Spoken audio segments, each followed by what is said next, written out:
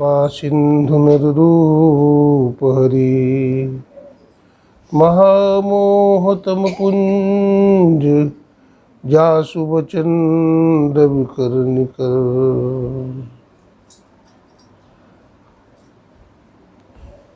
बोलिए प्रेम से श्री सद्गुरु महाराज, श्री सद्गुरु महाराज, श्री सद्गुरु महाराज की जय।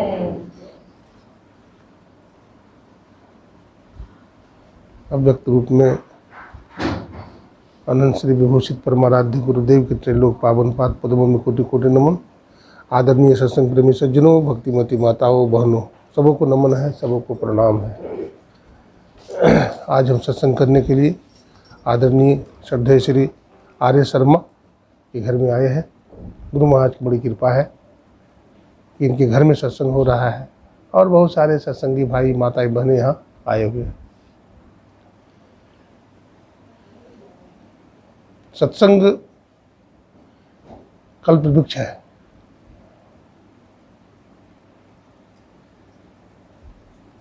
सत्संग के रूपी कल्प वृक्ष के पास अब बैठ करके जो कुछ भी सद्गुरु से मांगेंगे वो मिल जाता है। सत्संग भगवत कृपा है। बिना भगवत कृपा के सत्संग जीवन में मिलता नहीं है। भगवत कृपा किस पर होती है? गुरु कृपा किस पर होती है? जो सत्संग करते हैं। सत्संग क्या है? सत का संग है। सत का संग तीन रूप में किया जाता है। एक तो है ईश्वर का संग कर लेना, ईश्वर के साथ एक मेल हो जाना, ये पहला कोटि का सत्संग है। दूसरा कोटि का सत्संग है संतों का संग प्राप्त हो। जिस सत्संग में संत हो तो दूसरे कोटि का सत्संग है। और तीसरे कोटि का सत्संग वो है जहाँ ईश्वर का साक्षात्कार भी नहीं हो और संत भी न रहे, तो फिर संत की वाणी है, वेद वाणी है, उपनिषद वाणी है, गीता वाणी है। तो संतवाणी का संग करना, धर्म ग्रंथों का संग करना भी तीसरा कोटि का सत्संग हो जाता है। सत्संग से जीव का परम उद्धार होता है, परम कल्याण होता है। मैं बार बार कहता हूँ कि परमात्मा जब भक्त के हृदय में उतरते हैं तो कैसे उतरते हैं? सबसे पहले कर्ण के माध्यम से। आप धर्म ग्रंथ पढ़िए तो परमात्मा कैसे उतरते हैं भक्त के हृदय में? कान के माध्यम से। कान के द्वारा भगवान की कथा सुनते हैं, सत्संग सुनते हैं, सुन करके उसको अमल करते हैं। वो परम पिता परमात्मा करने के माध्यम से हमारे हृदय में पधारते हैं। गंगा पापम शशि तापम दैन्यम कल्पतरुर हरेत पापम तापम तथा दैन्यम सद्य साधु समागम। गंगा पाप को हरती है, चंद्रमा ताप को हरता है। संत महात्मा पाप ताप और गरीबी तीनों का हरण करता है। चंदनम शीतलम लोके चंद्रनाथ अपि चंद्रमा चंद्र चंद्रनयोर मध्य शीतला साधु संगति। चंदन ठंडा होता है और चंदन से भी ज़्यादा ठंडा क्या होता है? चंद्रमा। और चंद्रमा और चंदन से भी विशेष ठंडा क्या होता है? साधु की संगति, है ना। मिलता है सच्चा सुख केवल भगवान तुम्हारे चरणों में। उधार पतन अब मेरा है भगवान तुम्हारे चरणों में। हमें तुम में है भेद यही, हम न रहें तू नारायण हो। हम है संसार के हाथों में, संसार तुम्हारे हाथों में। अब सौंप दिया इस जीवन को भगवान तुम्हारे हाथों में। समर्पण करना है। हम लोग जितना भी सत्कर्म करते हैं समर्पण करने के लिए समर्पण करते हैं। तो समर्पण से क्या होता है? हमारा मन एक तरफ लग जाता है, हमारा मन एक इष्ट में लग जाता है और उस एक इष्ट की क्या करते हैं? आराधना करते हैं, स्तुति करते हैं, प्रार्थना करते हैं, उपासना करते हैं। तो हमारा मन क्या होता है? बिल्कुल आत्मस्थ हो जाती है ना। हमारा मन बिल्कुल तदाकार हो जाता है, बिल्कुल एकाग्र हो जाता है कि भागता नहीं है। तो इस प्रकार की भक्ति हम लोग करते हैं। अभी सत्संग योग से सुन रहे थे, प्रथम भाग से बुद्धि योग। बुद्धि योग सत्संग को कहते हैं। अब मानस योग किसको कहते हैं? मानस जप और मानस ध्यान को। और ज्योति योग किसको कहते हैं? दृष्टि योग को ज्योति योग कहते हैं। इसको अग्नि योग भी कहते हैं, ज्योति योग भी कहते हैं। एक जगह हवन हो रहा था, बोलता ज्योति योग हो रहा है। बोला नहीं, ज्योति योग नहीं हो रहा है जी। बोला कैसे बाबा? हवन धधक रहा है, अग्नि प्रज्वलित हो रही है, स्वाहा स्वाहा करके इसमें सामग्री डाले जाए। बोले ये अग्नि योग नहीं है, तो बाहरी अग्नि जलाया है, अंदर की अग्नि इसे प्रज्वलित नहीं होगी, इससे मुक्ति उक्ति नहीं होगी। तो बाबा बताइए। मैंने कहा कि देखो, इसके लिए दृष्टि योग है। और एक ऐसे कल्पित बात नहीं है, ये शास्त्रीय प्रमाण है कि आप बुद्धि योग कीजिए, सत्संग कीजिए और ज्योति योग कीजिए। जब आप दृष्टि योग कीजिएगा, किसी पहुँचे हुए महापुरुष संत से आप दीक्षा लेकर के ध्यान करेंगे आप, तो वो महापुरुष के माध्यम से अग्नि आपके अंतःकरण में प्रकट हो जाएगी, है ना। अग्नि जब आपके अंतर में प्रकट हो जाएगी तो वही आपके पापों का क्या करेगा? नाश करेगा। देखिए, संत के संबंध में सुन रहे थे। एक संत थे, तो जंगल में कुटिया बना करके रहते थे, गंगा के थोड़ा दूर, गंगा से थोड़े दूर में रहते थे। महात्मा जी थोड़ा गंगा से दूर रहते हैं क्योंकि वहाँ भीड़ भाड़ ज़्यादा होता है, मेला ठेला लगता है, तो साधन भजन में परेशानी होगी, है ना। इसलिए संत महात्मा एकांत में अपना भजन करते हैं। भजनानंदी महात्मा थे, भजन करते रहते थे, मस्त रहते थे। एक बार एक भक्त, गंगा भक्त था, रोज गंगा जी में स्नान करता था। उसका नियम ही था, अब बिना स्नान पूजा किए हुए वो कुछ खाता पीता नहीं था। तो वही रास्ता है, वही रास्ता से जा रहा था। तो जा रहा था तो देखा कि एक जगह में सत्संग हो रहा है, बड़ी भीड़ है, बड़ी भीड़ है। तो उसके मन में भी इच्छा होगी कि क्या भीड़ है, लगता है भक्त लोग हैं, महात्मा जी बैठे हुए हैं, तो हमको भी दर्शन करना चाहिए। तो वो भी गया, तो देखा सत्संग चल रहा है, महात्मा जी प्रवचन बोल रहे हैं, सत्संग लोग सुन रहे हैं। तो उसके मन में हुआ कि हम भी महात्मा जी को प्रणाम करें, आशीर्वाद लें। प्रसाद वितरण हो रहा था, तो वो भी ले लिया हाथ में और वो भी खा लिया, वो भी प्रसाद पा लिए। तो महात्मा जी से पूछा, स्वामी जी ये गंगा जी किधर है? हम रास्ता भूल गए हैं, हमको पता दीजिए। तो महात्मा जी ने कहा, हमको गंगा जी का पता नहीं है। अब 2 किलोमीटर की दूरी पर गंगा जी बह रही है। अब महात्मा जी कह रहे हमको गंगा जी का पता नहीं है। तो आप गंगा नहीं नहाते हैं? बोला नहीं जाता हूँ, मुझे मालूम ही नहीं है किधर है गंगा। आप गंगा नहीं नहाते हैं? बोला नहीं, हम तो यहीं सरोवर में नहाते हैं, बगल में एक सरोवर है, इस सरोवर में ही स्नान करते हैं। तो उसको पश्चाताप होने लगा कि देखो कैसा महात्मा है, नास्तिक महात्मा है, ये गंगा भी नहीं नहाता है और हमारा व्रत भी आज टूट गया।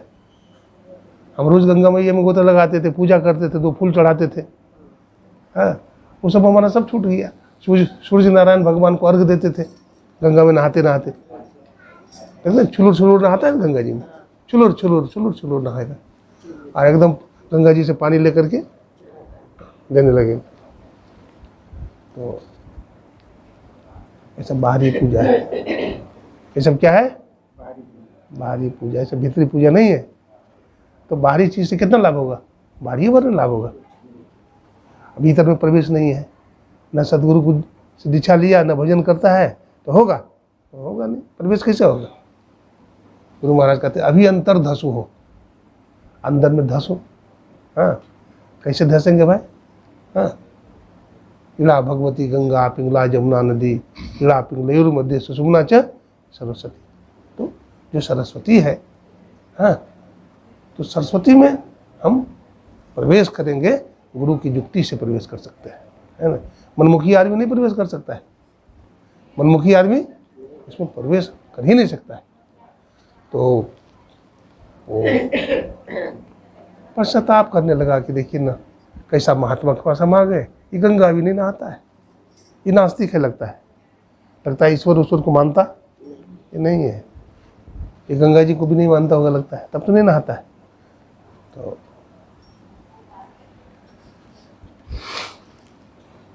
चलो किसी और से पूछ लेंगे। पछताते हाथ मलते मलते वहाँ से निकला। अब तो हमारा व्रत भी टूट गया, अब तो खा भी लिया हम, तो निकला वो बेचारा। पूछते पूछते वो पहुँच गया गंगा जी के पास पहुँचा। तो क्या देखता है वो कि 3 गाय वहाँ है, 3 गाय हैं। एक काली है, एक भूरी रंग की है और एक चितकबरी रंग की है। तो तीनों गाय जो है कहाँ पर, जब स्नान करके वो आ रहा था, स्नान कर लिया है वो जाकर के गंगा जी में, और स्नान करके जब आ रहा था वह महात्मा जी के कुटिया के आसपास पहुंचा। तो वहीं पर एक सरोवर है, जिसी सरोवर में महात्मा जी स्नान करते हैं।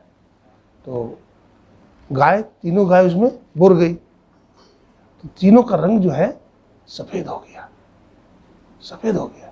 उसको लगा कि भाई क्या बात है, हमारे नज़र की बात है, सामने की बात है। अभी 3 गाय को मैंने देखा, तीनों आई और सरोवर में बुर गई, और इसका रंग जो है सफ़ेद हो गया तीनों का, ये काली थी। तो उस गंगा भक्त को रहा नहीं गया। तो गंगा भक्त ने पूछा कि महाराज हमको बता दीजिए, हमको कृपया बता दीजिए आप कौन हैं, मैं आपको जानना चाहता हूँ। तो गंगा मैया बोलती है मेरा नाम गंगा है। बोला गंगा है आपका नाम, हम तो गंगा नहाने के लिए बड़ा आपाधापी कर रहे थे, हैं ये नास्तिक महात्मा है, अब आप गंगा जी भी इस नाला में नहाने आए? बोला हाँ, हम गंगा जी हैं और इस संत के चरण रज में स्नान करने के लिए सरोवर में आए। कहा आप कौन है? बोला हम जमुना महारानी हैं। बोला आप जमुना जी हैं? बोला हाँ, हम भी संत के चरण रज में नहाने के लिए आए हैं। तीसरा से पूछती है आप कौन है? बोला हम सरस्वती हैं। बड़ा धन्य है आप गंगा जमुना सरस्वती हैं, आप गंगा जमुना सरस्वती हैं। हम तो महात्मा जी के शिष्य बन जाएंगे। हम तो महात्मा जी को नास्तिक कर रहे थे, हम तो उनकी गलती निकाल रहे थे, लेकिन नहीं, वो ब्रह्मज्ञानी महात्मा है, वो संत हैं। बोला हम नहाते हैं तो क्या नहाते हैं, 33 करोड़ देवी देवता यहाँ करके महात्मा जी के चरण रज रूपी सरोवर में स्नान करते हैं। गंग जमुन जुगधार मदहि सरस्वती बहे, अब फुटल मनुष्य के भाग गुरुगम नहीं। तो गंगा जमुना सरस्वती की जो धार है ये त्रिकुटी है यहाँ, है ना, आज्ञा चक्र है ना। आज्ञा चक्र में आप प्रवेश कीजिए। तन नव द्वारा हो रामा, गुरुदेव लिखते हैं तन नव द्वारा हो रामा, अति ही मलिन हो ठामा, तजी चढ़ो दसम द्वारे असुख पाबो रे भाई। बड़ा सुख मिलेगा आपको बड़ा आनंद मिल जाएगा।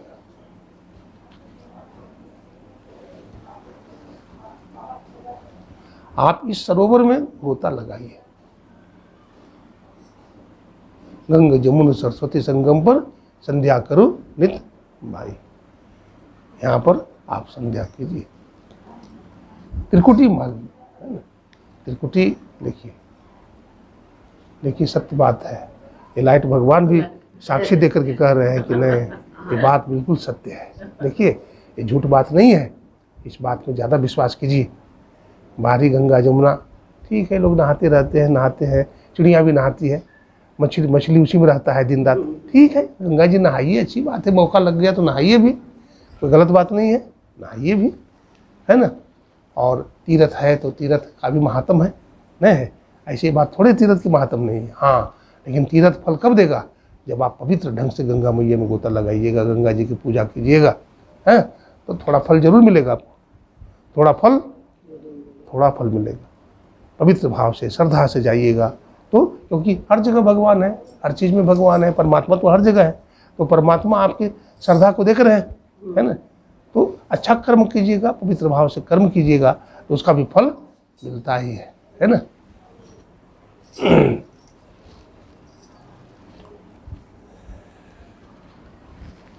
देखिए गंगा जल की भी महिमा है कुछ, है ना। गंगा जी कहाँ से निकली है? हिमालय से। आप गंगा जल को एक बोतल में भर के रखिए तो उस महीनों भर उसमें कीड़ा नहीं लगेगा। क्यों नहीं लगता है? वैज्ञानिक लोग कहते हैं कि हिमालय में जड़ी बूटी है। क्या है? हिमालय में जड़ी बूटी है। वो जड़ी बूटी घुल करके आ जाता है पानी में, उसमें नहीं लगता है। तो गंगा जल का भी, और गंगा मैया निकली भी है भगवान विष्णु के चरणों से, है ना। भगवान शंकर की जटा से निकली है तो पवित्र तो होगी। लेकिन लोगों ने गंदा कर दिया है। असल गंगा वो गंगा नहीं है। असल गंगा क्या है? ज्ञान गंगा है। घट में है ज्ञान गंगा, उसमें न मारा गोता, कृष्णा के गंदे जल से इस तन को धो रहा है।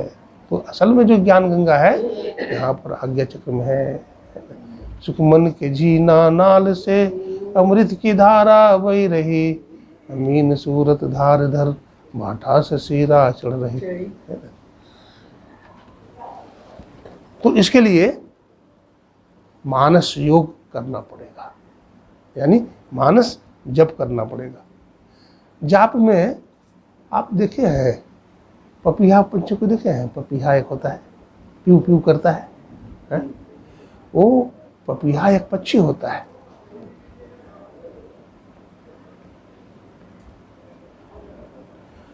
वो पक्षी जो होता है किसी भी नक्षत्र का जल को नहीं पिएगा। कितना नक्षत्र है बताइएगा? नक्षत्र कितना है बोलिए कोई? 27 नक्षत्र है। कितने हैं? 27 नक्षत्र है। और किसी भी एक ही नक्षत्र ऐसा है, स्वाति नक्षत्र, जिसके जल को पपीहा पीता है। और सरोवर हो, गंगा जी हो, जमुना जी हो, कोई भी नदी हो, कमला, बागमती, घाघरा, किसी भी नदी का पानी उलट करके बैठती है। वो पक्षी जो है, कौन सा पक्षी है? पपीहा। प्यू प्यू करता है ना। बहुत मधुर आवाज में प्यू प्यू प्यू बोलता है, इसलिए उसका नाम पपीहा है। क्या नाम है उसका? है वो किसी भी जल को तरफ देखता भी नहीं, पीने की बातें छोड़ दीजिए। वो अपनी घोंसला में रहता है, सरोवर के किनारे जो है घोंसला में रहेगा, अपना मस्तक, अपना गर्दन निकाल लेगा और विपरीत दिशा में वो ऐसे देखते रहेगा। चातक पक्षी है ना, चातक पक्षी जैसे है ना होता है। और एक कौन पंछी को बता रहे थे? पपीहा। चातक के पक्षी ने है, चातक को ही पपीहा बोलते हैं, ठीक है ना। तो जब उसको पता लग जाता है, हम लोगों को पता नहीं है कि नक्षत्र क्या है, कौन सा नक्षत्र में वर्षा होगी कि नहीं होगी, पता है। लेकिन पंडित जी महाराज पत्रा देख करके बता देते हैं कि भाई फलाना नक्षत्र में फलाना दिन बारिश होगी, नहीं बता देते हैं। तो बेचारा वो पक्षी है 84 लाख जोन में भटक रहा है, लेकिन उस पक्षी को पता है 27 नक्षत्र का नाम जानता है वो, और ये भी जानता है कि फलाने दिन वर्षा होगी। है दुनिया में कोई ऐसा पक्षी है? तो कैसा सचेत पक्षी है वो चातक, जो हमेशा चिंतन में रहता है। जैसे ही स्वाति नक्षत्र आता है वो अपना घोंसला से निकल करके घोंसला के ऊपर जाकर बैठ जाता है, सरोवर के किनारे बैठ जाएगा, ऊपर चला जाएगा, ऊपर जाकर के ऐसे देखते रहेगा। जैसे ही स्वाति नक्षत्र का पानी गिरता है वो मुंह खोल देता है और पूरा पानी पीता है छक करके। देखिए हम लोग पपीहा नहीं है, हम लोग चातक पक्षी की तरह नहीं है, जैसे गंदा संदा पानी पीते रहते हैं। कोई भी आवे नहीं देखते हैं ज्ञान है कि नहीं, इसको सब सुनते रहते हैं, जय जयकार करते रहते हैं, जय जयकार करते रहते हैं, है ना। गईयों में हाँ, अब भैंसियों में पता चला कि बाबा आने वाले हैं, सब लोग अपने घर से दौड़ पड़े बाबा के दर्शन करें। हाँ। तो पपी है। एक निष्ठ बनिए। क्या बनिए? एक निष्ठ बनिए, एक निष्ठ बनिए। गुरु का जो ज्ञान है, इससे उत्तम ज्ञान कोई नहीं हो सकता। क्या है? गुरु में इतना विश्वास होना चाहिए कि गुरु महाराज का जो ज्ञान है, संत मत का जो ज्ञान है, इससे बड़ा ज्ञान। दौड़ने लगते हैं, अरे दौड़े जा रहे, दौड़े जा रहे। बाबा बहुत अच्छा भजन गावे छे, हाँ बहुत सुंदर गला छे एकरा। अरे बात पकड़िए, है ना, बात पकड़िए।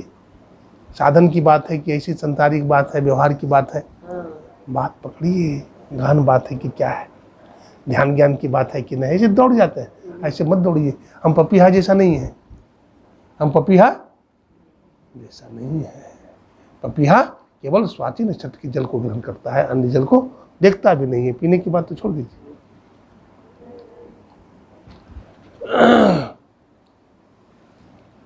आहो भक्त सार भगति करू हो, गुरु महाराज लिखते हैं, आहो भक्त सार भगति करू हो, आसार भगति करू संसार ब्रह्मति न हो। अब भक्ति श्रम निष्फल हो। सार भक्ति होता है और आसार भक्ति होता है ना। तो आसार भक्ति अगर करेंगे तो संसार में भटकते रहेंगे, आवागमन का चक्र कभी खत्म नहीं हो सकता है। और सार भक्ति क्या है? यही सार भक्ति है जिसमें बुद्धि योग है, मानस योग है, ज्योति योग है ना। वो क्या है? सार भक्ति है। तो सार भक्ति की तरफ चलिए, है ना। अपने श्रम को निष्फल मत कीजिए। उधर इधर उधर भभूति लगाते हैं, गाछ में उल्टा लटके रहते हैं, धुआं पीते हैं, तो ये सब भक्ति से कल्याण होने वाली नहीं है। और शरीर में रोग भी आ जाएगा।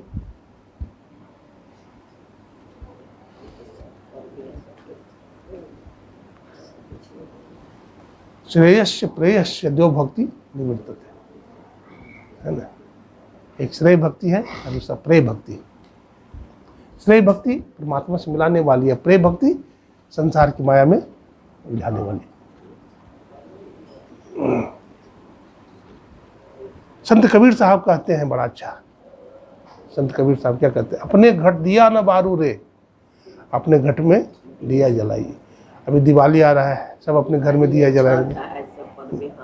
अब देखिए मार्केट है टाटा नगर, और यहाँ बहुत घर में देखते हैं दिवाली में अपना घर को सफाई करते हैं, सजाते हैं, धजाते हैं, और वो लाइट जो लगा देते हैं।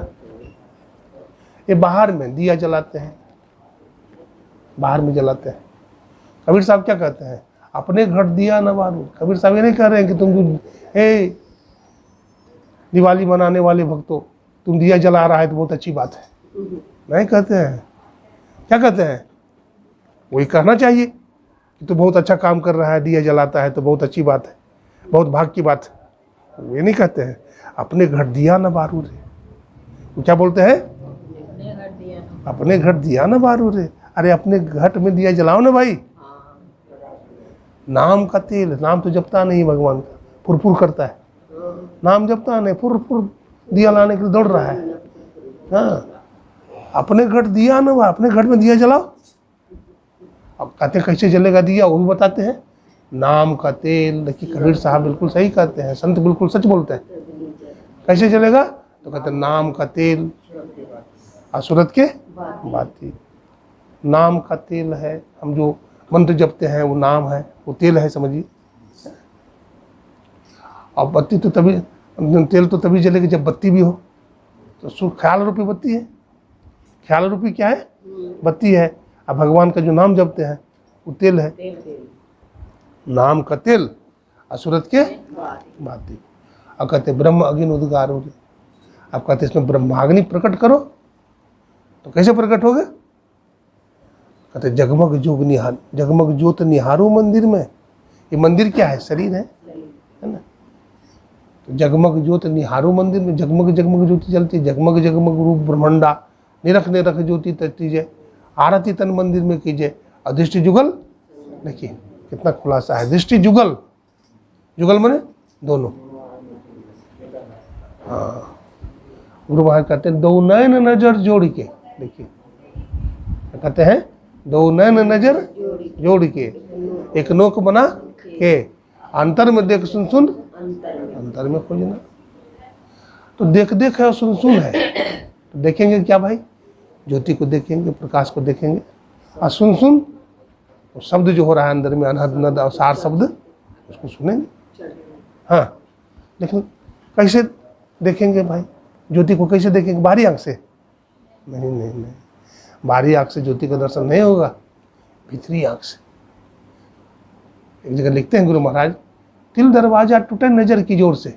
नजर है, कैसे टूटेगा दरवाजा भाई फाटक? तो कहते नजर की जोर से, है ना, नजर। ये संत महात्मा जो भगवान के भक्त हैं, नजर से सब काम करते हैं। शरीर में ताकत तो नहीं है, लेकिन नजर जोर है, नजर की जोर, ध्यान करते हैं, साधन करते हैं, पवित्र भाव से रहते हैं, संयम से रहते हैं, तो उनकी नजर में जोर आ जाती है, शक्ति आ जाती है।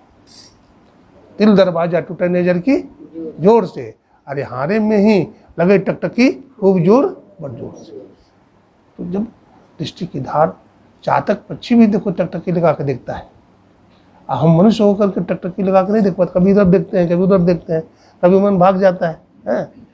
हमारा बेटा किस हालत में है, बेटी कैसी है, थोड़ा सा घटना घट गई तो बेचैन हो जाते हैं। लेकिन चातक पक्षी को देखिए, हम लोग खामोखा परेशान हैं। एक आदमी ने मुझे पूछा, बाबा हम लोग परेशान क्यों हैं? बोले खामोखा परेशान हो। बोले कैसे बाबा? मैंने कहा जानवर को देखा है, पक्षी को देखा है? तो बोला हाँ बाबा देखे हैं। तो पक्षी का जो बच्चा होता है, पक्षी का जो बच्चा होता है, तभी तक उसको साथ देता है जब तक पक्षी अपना पैर पर खड़ा नहीं हो जाए। बंदर का बच्चा देखे हैं? जब छोटा बचपा रहता है तो एकदम चिपकाए रहती है, लेकिन जब कूदने उछलने लगेगा तो छोड़ देता है, परवाह फिर नहीं करता। अपना कमाओ खाओ, अपना कमाओ खाओ भाई। अब तुमको हम बड़ा कर दिए, अब तू जरा दुनिया का हवा को सहन करो, तूफान को सहन करो, ठीक है। सब वो मूर्ख आदमी है जो सब दिन उसको लल्लो पल्लो करते रहता है, उसके पीछे नाचते रहेगा, दौड़ते रहेगा। अरे बुढ़ा देगा, उसको जरा मजबूत बनने दे, उसका हाथ पैर मजबूत होने दे, वो मजबूत हो जाएगा, अपने कमा लेगा। तू चिंता क्यों करता है? जिसका छप्पर चूता है ना, वो छाड़ लेता है। कोई गरीबे है, अब मान लीजिए बरसात का दिन है और छप्पर चूने लगा तो बैठा रहेगा वो, हैं? वो छाड़ लेगा किसी तरह से, बुढ़िया दे के प्लास्टिक से कैसे छाड़ लेगा वो। हाँ, तो ज़्यादा परेशान होने की ज़रूरत नहीं है। हाँ, माता पिता का धर्म इतना ज़रूर है कि हमारा संतान है, हमारा बच्चा है, तो उसको पैर पर खड़ा कर दो। और सब दिन जवान होने के बाद भी नालायक हो गया, लल्लो पल्लो करते रहो, ये सब टेंशन मत लो, ठीक है। हाँ, तो क्या कर रहे थे? ध्यान की बात कर रहे थे ना। वो जो फाटक है बड़ा मजबूत है, तिल दरवाजा टूटे नजर की जोर से। क्या है? मजबूत फाटक है। आप कठोपनिषद पढ़े होंगे तो उसमें आया है,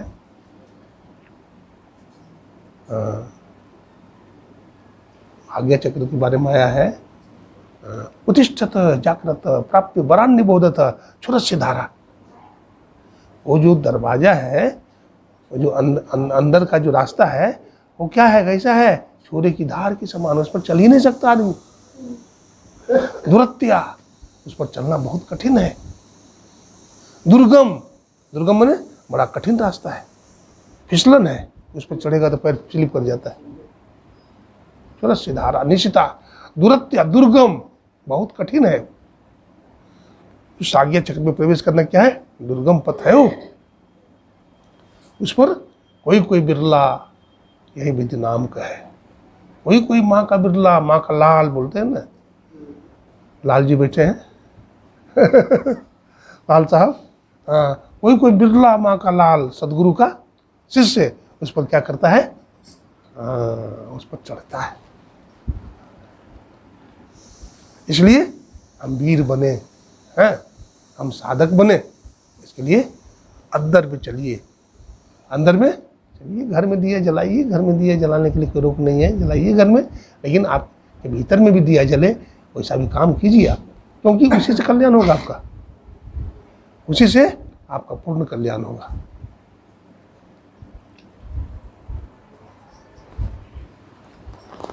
देखिए, संसारी आदमी और आध्यात्मिक आदमी का लक्षण क्या है, बताता हूं।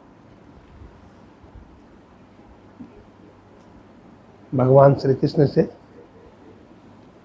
अर्जुन ने पूछा कि भगवान, जो ब्रह्मज्ञानी पुरुष हैं अथवा संत हैं, उनका लक्षण क्या है? वो कैसे बोलते हैं, कैसे चलते हैं, दुनिया में कैसे व्यवहार करते हैं, आप बताएं। बहुत प्रश्न किया है। वो नारी धर्म, स्त्री का लक्षण क्या है, तो भगवान नहीं बोल रहे हैं। हाँ, भगवान कृष्ण लक्षण बताए हैं, मौन हो गए, नहीं बताए। लेकिन जब संत का लक्षण पूछा तो बताए, संत का लक्षण पूछे तब बताते हैं। क्या कहते हैं? प्रश्न पूछे क्या? स्थित प्रज्ञस्य का भाषा, अर्जुन ने पूछा है। आप गीता पढ़िए। स्थित प्रज्ञस्य का भाषा, हे प्रभु, स्थित प्रज्ञ महापुरुष अथवा ब्रह्मज्ञानी पुरुष, तत्वदर्शी पुरुष का लक्षण क्या है?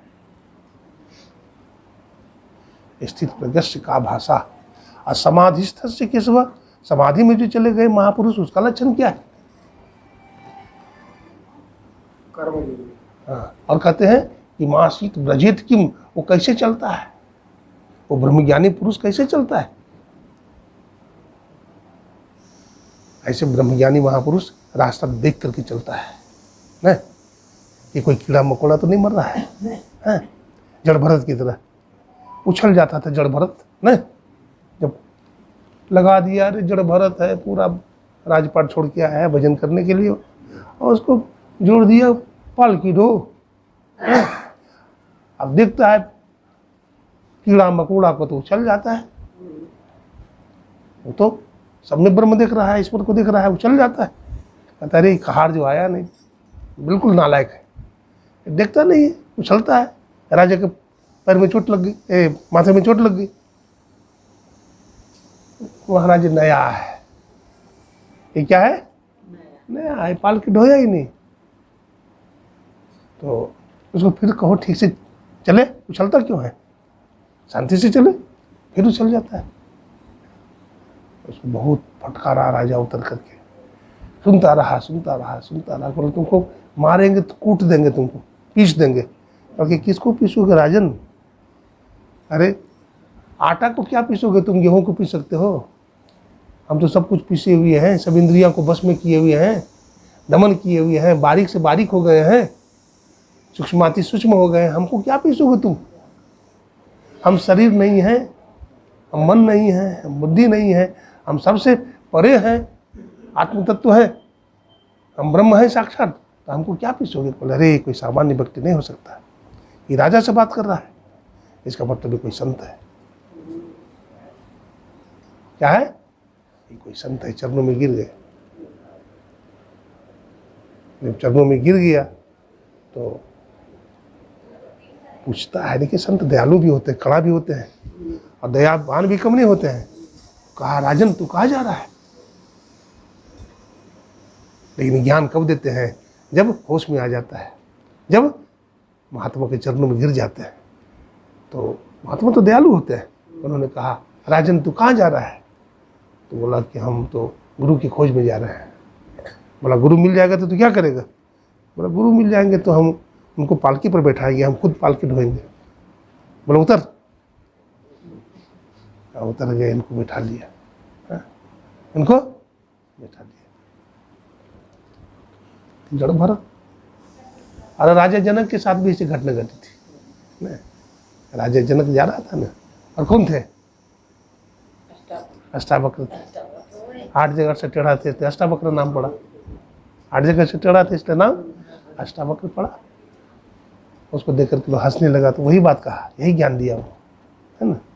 अरे तुम शरीर को देख रहे हो, तू शरीर को देखता है। कितना मूर्ख हो, तुमको इतना ज्ञान नहीं, तो शरीर को देख रहा है। अरे लंबा है, मोटा है, तगड़ा है, काला है, गोरा है, ये शरीर है। लेकिन हमारी आत्मा क्या मोटा तगड़ा है, काला गोरा है, हैं? देखो गन्ना का रस टेढ़ा मेढ़ा नहीं होता। गन्ना टेढ़ा मेढ़ा हो सकता है, लेकिन गन्ना का रस, नदी टेढ़ी मेढ़ी हो सकती है, लेकिन नदी का जल टेढ़ा। आत्मा सभी के परे जो परम तत्व रूपी सही आत्मा है, सही आत्मा है। न जिंदा में रह कर वो जिंदा कहता, न मुर्दा में रह कर वो मुर्दा कहता। सभी के परे जो परम तत्व रूपी सही आत्मा है, सही आत्मा है, वो आत्मा है, आत्मसत्ता है, वो परमात्मा है। जैसे नमक है तो समुद्र में मिल करके है ना एक हो जाता है, उसी तरह से जीवात्मा जब परमात्मा में मिल जाती है इसका नाम रूप क्या होता है, छूट जाता है। ये प्रवचन कर रहे थे कोई महात्मा, गुरु महाराज थे। गुरु महाराज उनको प्रवचन करने के लिए दिए थे। जब एक बोल रहे थे कि नदी समुद्र में मिल जाती है तो एक एक हो जाती है, उसी तरह से जीवात्मा परमात्मा मिलकर के एक हो जाती है। तो गुरु महाराज मौज में आ गए। अरे बोले जीवात्मा परमात्मा से मिल जाती है, एक हो जाती है, नदी से समुद्र में मिलकर के एक हमको कौन सा समुद्र है बताओ तो नहीं बोल पाया। तो वो प्रशांत महासागर है। क्या बोले? वो प्रशांत महासागर है जिसमें नदी और सरोवर एक हो जाती है। क्यों? देखिए प्रशांत महासागर में कोहरा छाया रहता है, कुहासा। वहाँ सूर्य भगवान दिखते नहीं है तो बाष्पीकरण होगा। जब सूर्य भगवान दिखते नहीं है तो बाष्पीकरण वहाँ नहीं होगा, तो आना जाना होगा? आना जाना नहीं होगा, आवागमन का चक्र समाप्त हो जाएगा। वहाँ वो प्रशांत महासागर है। जीव भी जब प्रशांत महासागर में, प्रशांत महासागर क्यों? स्थूल सूक्ष्म कारण महाकारण कैवल्य से भी पार हो गया, हो परमात्मा में जाके विलीन हो गया। जीव और ब्रह्म में कोई भेद नहीं रहा। तो ये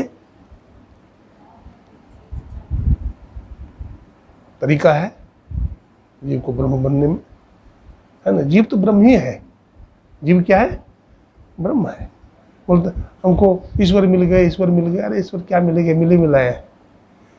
एक किसान था, ठीक है ना। तो किसान अगहन का महीना था, तो बोझा ढोने के लिए रस्सी तैयार कर रहा था। तो पगड़ी चाहिए, है बोझा ढोने के लिए पगड़ी चाहिए ना। तो पगड़ी देखता है तो पगड़ी है ही है। पगड़ी इधर उधर खोजने लगा, इधर उधर खोजने लगा। बाबा पगड़ी हमारा कहाँ है, कहाँ भूल गया, पगड़ी हमारा कहाँ भूल गया। तो एक सज्जन ने कहा कंधे पर तो है, कंधे पर तो पगड़ी है। हाँ तो यही था भाई। उसी तरह से ब्रह्म है ना। वो हराया थोड़े है। 10 आदमी गया न, जनवरी का महीना था, 1 जनवरी का, तो गया पिकनिक मनाने के लिए। कहाँ? नदी के उस पार में गाते बजाते गया, ढोलक झाल मंजीरा बजाते बजाते गया। और वहाँ गया तो खिचड़ी चोखा बनाया, हाँ दाल बाटी बनाया, बहुत सारा आइटम बनाया, खा पी लिया, घूम घाम लिए जंगल झाड़ी। तो फिर नाव पर बैठा, तो नाव पर बैठा तो आ गया इस पार में। तो बोला भाई हम लोग 10 आदमी गए थे, 10 आदमी चढ़े कि नहीं? तो गिनता है 1 2 3 4 5 6 7 8 9, अपने को गिनता ही नहीं है। तो रोने लगा, सब लोग रोने लगे। एक तो डूब के मर गया, एक तो डूब के मर गया। तो नाव किनारे पर रहते एक बुद्धिमान आदमी गया, बोला क्या बात है, क्यों रो रहा है? बोला 10 आदमी गए थे, देखिए एक आदमी डूब के मर गया। बोला नहीं नहीं गिनो तो फिर से। तो 1 2 3 4 5 6 7 8 9। बोला तू अपने को गिन, अपने को छोड़ देता है, अपने को गिन। तो 10 हो गया। तो दुख था कहीं, आदमी मरा था, कोई हराया था? कोई नहीं हराया था। अज्ञान में था, अज्ञान में था, रो रहा था। तो अज्ञान में दुख होता है। अगर ज्ञान हो जाएगा, इसलिए कहा गया रीते ज्ञानाद न मुक्ति ही। क्या बोलते हैं? ज्ञान के बिना मुक्ति नहीं होगा। घर में कोई मर जाता है, परिवार के सदस्य लोग गुजर, कितना रोता है आदमी, कितना रोता है। ये थे ना भर्तृहरि, भर्तृहरि बहुत बड़े बैरागी हुए ने, राजपाट सब कुछ छोड़ दिया बैरागी में, सब कुछ छोड़ दिया। और पिंगला मर गई, उनकी धर्मपत्नी से बड़ा प्रेम था उनका, मर गई। तो इतना रोए, शमशान घाट में भी चले, और जब अग्नि दान किया गया, अग्नि प्रज्वलित होने लगी, तो बोले हम भी जल के मर जाएंगे। वो मानते ही नहीं थे, चुप नहीं होते थे, रोते रोते, रोना चुप ही नहीं होता था। अंत में क्या हुआ कि जब चुप नहीं हुआ तो 2 दिन हो गया, वो आते नहीं है, तो सब छोड़ छाड़ के चले आए। बाबा गोरखनाथ महाराज आए, बाबा गोरखनाथ जी महाराज आए, देखा कि एक आदमी रो रहा है, ये तो भर्तृहरि राजा है, ये रो रहा है अज्ञानी की तरह। तो गोरखनाथ महाराज बिछा पात्र रखते थे मिट्टी का, तो जान करके पटक दिए। अब पटक दिए, अब पटक करके रोने लगे, हाय मेरा मटका फूट गया, हाय मेरा मटका फूट गया, हाय मेरा मटका फूट गया। खूब जोर जोर से रोने लगे था। अब वो सोचता है कि अरे कौन दुखी आदमी हमसे भी आ गया, हम तो रानी के वियोग में रो रहे हैं, यही बोलता है हाय मेरा हांडी फूट गया, मेरा हांडी फूट गया, मटका फूट गया। ये लगता है हमसे भी ज़्यादा दुखी, जाना चाहिए, समझाना चाहिए। तो बाबा गोरखनाथ रो रहे थे। अरे बाबा क्या बात है, क्यों रो रहे हो? तो बोला देखिए न, ये हमारा मिट्टी का हांडी था, ये फूट गया, इसी में भोजन बनाता था, इसी में पानी पी लेता था, इसी से नहा लेता था, सब काम इसी से करता था। हाय मेरा हांडी फूट गया, हाय मेरा बर्तन फूट गया। तो वो बोलते हैं अरे हांडी कई पैसा का था, लो पैसा हांडी खरीद लेना। अरे हांडी तुम्हारे मिट्टी का ही तो था। अब गोरखनाथ जी महाराज बोलते हैं ठीक है भर्तृहरि, तू ठीक बोलता है, मिट्टी हांडी का था, तुम्हारी रानी भी तो मिट्टी की बनी थी, तो मिट्टी में मिल गई, तो क्यों रोता है? ज्ञान हो गया। देखिए ज्ञान हो गया। अर्जुन चौराहे पर खड़ा है, हम ज्ञान दे सकते हैं? अरे तो सब जानता है आदमी मिट्टी का बना हुआ है, कौन नहीं जानता है। लेकिन अर्जुन को भी अपनी आत्मा का ज्ञान नहीं था, लेकिन भगवान ने बहुत सहज भाव से, ब्रह्म ज्ञानी थे, भगवान ने सहज भाव में अर्जुन को ज्ञान दे दिया। हाँ, युद्ध करने के लिए तैयार नहीं था, लेकिन भगवान ने अपना विराट रूप दिखाया, है ना। जब भगवान ने अपना विराट रूप दिखाया, हम ऐसे नहीं मानते हैं। आप बोलते हो कि नदियों में गंगा मैं हूँ, कवियों में उष्णा कवि मैं ही हूँ, वृक्षों में पीपल मैं ही हूँ, जहाँ जहाँ कुछ विशेष है, चमक दमक है, वहाँ मैं ही रहता हूँ। तो फिर हमें दिखाओ आप क्या हो। तो भगवान कहते पश्चिम में पार्थ रूपानी, हे पार्थ हमारे विराट रूप को देखो। तो भगवान ने विराट रूप दिखाया। जब देखा अर्जुन घबरा गया। पश्यामि देवांस तब देव देहे सर्वांस तथा भूत विशेष संघान ब्रह्मांड मीशम कमलासनस्थ ऋषिश्च सर्वानुगास्य दिव्यान। हे प्रभु क्या देखते हैं? अर्जुन के पूरे शरीर में ब्रह्मा विष्णु महेश 33 करोड़ देवी देवता, हाँ, भूतों का समूह, किन्नरों का समूह, हाँ, देख करके इतना विराट रूप है भगवान, देख करके डर गया। प्रभु मैं डर गया हूँ। बताइए जो भगवान ने विराट रूप दिखाया था, बतलाते हैं जामवंत जी महाराज थे, और जामवंत जी महाराज ने 10 बार परिक्रमा किया था। अगर भगवान का रूप अनंत होता तो जामवंत जी परिक्रमा कर पाते?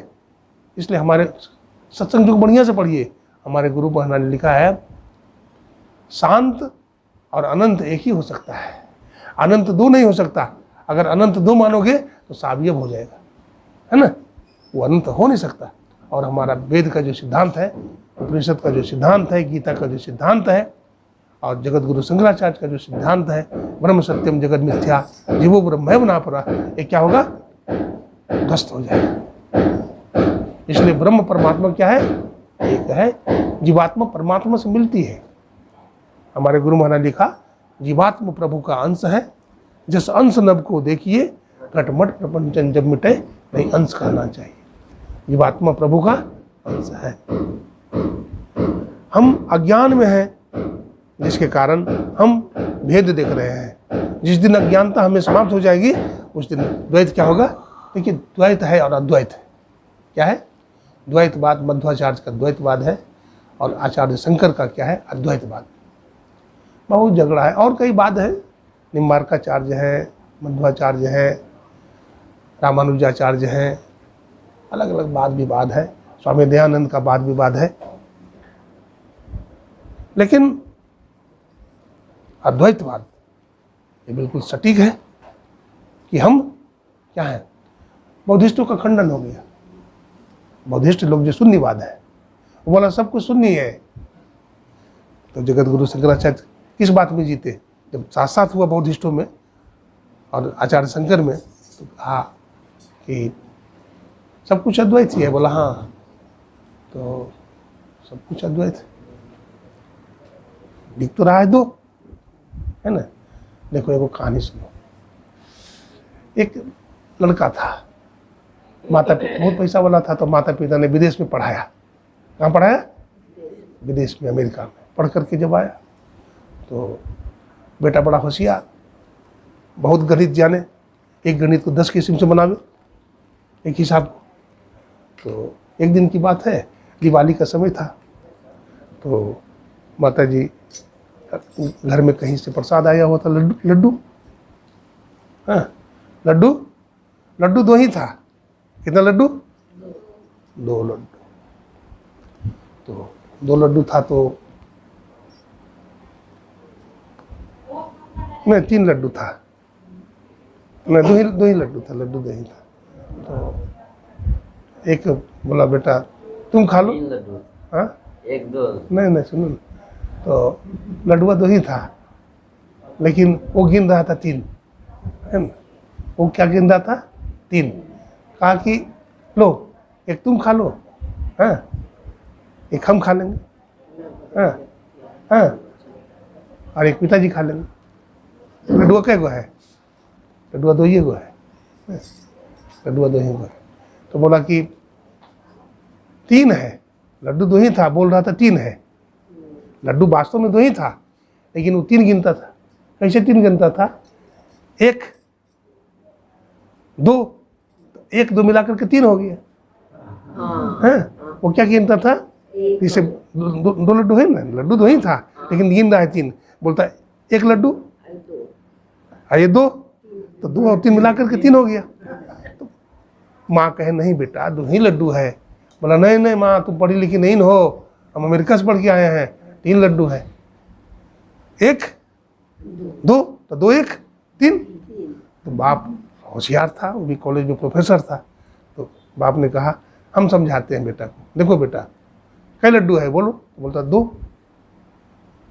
बोला 2 लड्डू है कि 3 लड्डू है? बोला 3 लड्डू है।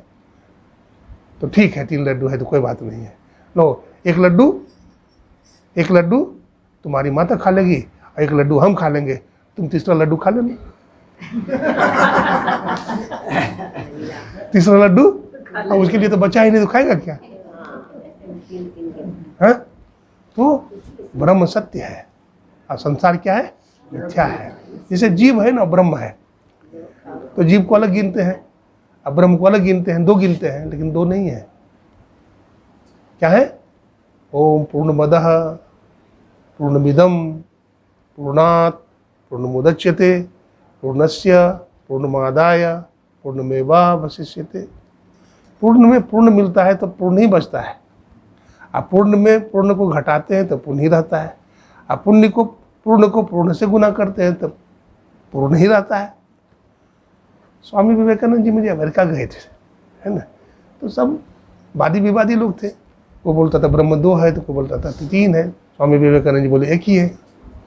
हमारा वेद में लिखा है ओम पूर्णमदः पूर्णमिदं पूर्णात् पूर्णमुदच्यते, तो सिद्ध करके दिखाए और सब ने मान लिया कि नहीं, ये भारत से जो महात्मा आए हैं, महापुरुष आए हैं, ये बिल्कुल सत्य बोल रहे हैं। तो ब्रह्म कितना है? ईश्वर है, 1 ही है, और सब जीवों में 1 ही ईश्वर रहता है। ठीक है, हम उससे लड़ाई करते हैं, झगड़ा करते हैं, उसको सताते हैं, तो अपने से ही नफरत करते हैं ना। देखिए बहुत सारे सत्संगी हैं, नहीं बहुत सारे सत्संगी हैं, तो सब ध्यान करते हैं गुरु महाराज का ही, किसी दूसरे का ध्यान करते हैं। तो हम किसी से चिढ़ते हैं, जलते हैं, तो गुरु महाराज को खुशी होगी? बोलिए, हम उसकी सेवा करेंगे, उससे प्रेम करेंगे, तब गुरु महाराज खुश होंगे? कि हम किसी से चिढ़ेंगे, जलेंगे तब खुश होंगे? हाँ, नहीं खुश होंगे। इस तरह से सबसे प्रेम कीजिए, घर में परिवार में रहिए, भजन कीजिए, संध्या कीजिए, और छोटा बच्चों को भी सत्संग में बैठाइए।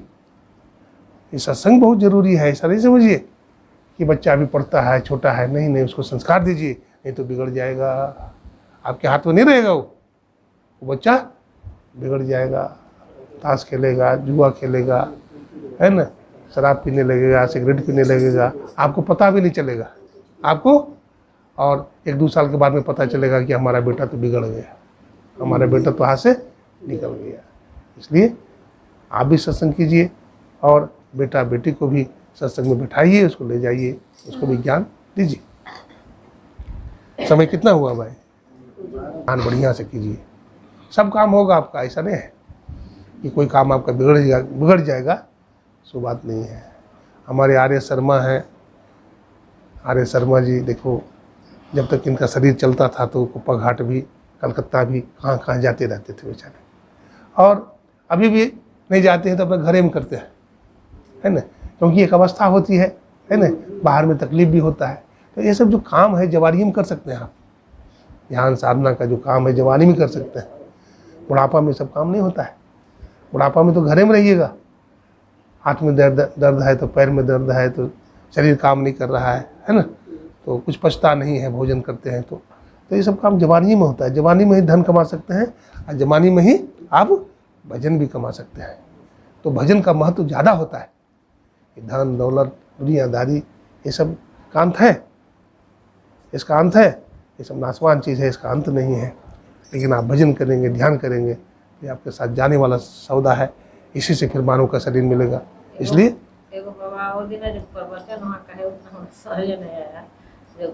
आप ही को काम हम ही कर, मतलब कि वो था कच्चा माल लेकर के नाव पर, और बोला कि उसके गुरु जी मानस पूजा कर रहे थे, अपने गुरु महाराज को माला पहनाना चाहते थे, मन ही मन उनके हाथ में माला थी। तो अब शिष्य इधर पुकार रहा है कि गुरुदेव रक्षा कीजिए, स्टीमर डूब जाएगा, पानी में स्टीमर डूब जाएगा। तो स्टीमर में जो डूब रहा था उसकी रक्षा करें कि माला पहनावे, मन तो एक ही है ना, दो तो नहीं है। उधो मन न भय 10-20, मन तो एक ही है। अरे एक हमारा मन था जो भगवान कृष्ण के साथ चला गया, अब दूसरा कोई मन नहीं है कि भगवान में लगावे। वही बात है कि माला पहनावे कि शिष्य की रक्षा करें। सोच रहे थे, दुविधा में थे। तो उसका शिष्य जो था वो भी भजन करता था, तो वो सोचा गुरु जी का काम हम ही कर देते हैं। तो जो पंखा झेल रहा था ना, वही पंखा फेंक दिया सरोवर में, चला गया, और स्टीमर जो डूब रहा था उसके नीचे खड़ा हो गया वो, है ना। तो गुरु जी ने इतने में क्या किया, बच गया वो। तो गुरु जी ने देखा कि नहीं, शिष्य तो बच गया आप संकट से, तो उन्होंने गुरु जी की गले में माला डाल दिया। हाँ, बोलिए प्रेम से श्री सद्गुरु महाराज। आज आर्य शर्मा के घर में के लिए, इनका बेटा का नाम क्या है? एक ही बेटा है, मनीष जी नाम है। बहुत अच्छा बेटा है, बहुत आज्ञाकारी है, बराबर ही जाता है, गाड़ी से लाता है हम लोगों को। और इनका बेटा का जो बेटा है भारतेंदु, बेटी का नाम इंदु और बेटा का नाम भारतेंदु। ये भी बड़ा संस्कारी बच्चा है। तो गुरु महाराज की तरफ से सबको आशीर्वाद देते हैं, है ना। बहुत सारे सत्संगी भाई हमारे आए हैं यहाँ पर, हमारे लाल साहब हैं, और विद्यासागर बाबू हैं, हमारे अनिल बाबू हनुमान जी हैं, और बहुत सारे नाम नहीं जानता हूँ। अनंत जी हैं, क्या नाम है?